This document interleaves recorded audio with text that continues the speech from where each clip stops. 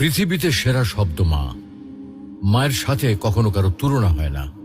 পাহাড় সমান ব্যথা বুকের মধ্যে চাপা দিয়ে হাসি মুখে মা আমাকে কোলে তুলে নিয়েছেন।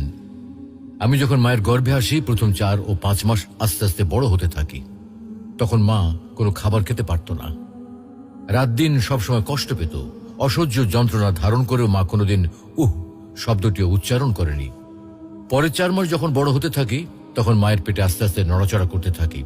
কোনো কোনো সময় মায়ের পেটে লাথি মারার কারণে মা দাঁড়ানো অবস্থা থেকে বসে পড়ত। ব্যথা সহ্য করতে না পেরে বিছানায় শুয়ে এপিট-ওপিট করত।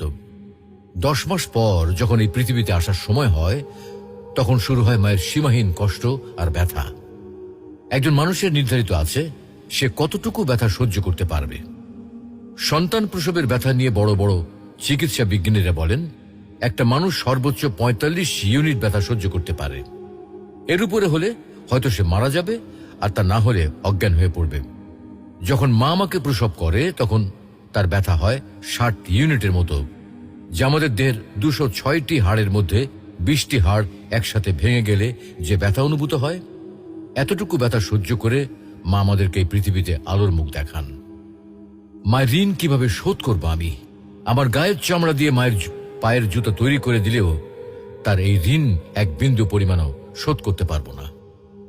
তো আসুন, আজ আমরা সবাই আমাদের মাকে অন্তত একবার বলি, মা, আমি তোমাকে বড্ড ভালোবাসি।